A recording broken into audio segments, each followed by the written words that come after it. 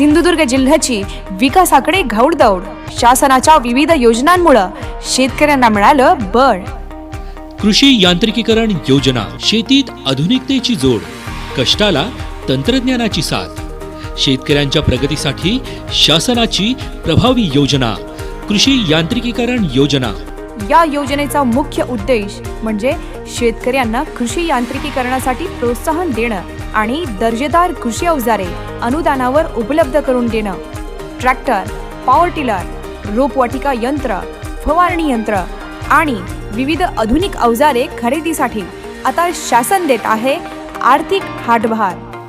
सिंधुदुर्ग जिल्ह्यात या योजनेअंतर्गत तब्बल 8,000 लाभार्थ्यांना मिळाले आहेत 17 कोटी रुपयांचे आर्थिक सहाय्य. अधिक माहितीसाठी तालुका कृषी अधिकारी कार्यालय किंवा कृषी विभागाच्या www.krishi.maharashtra.gov.in या संकेतस्थळाला भेट द्या.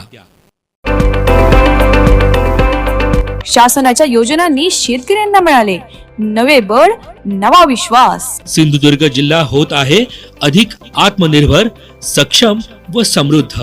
प्रस्तुती जिल्हा माहिती कार्यालय सिंधुदुर्ग.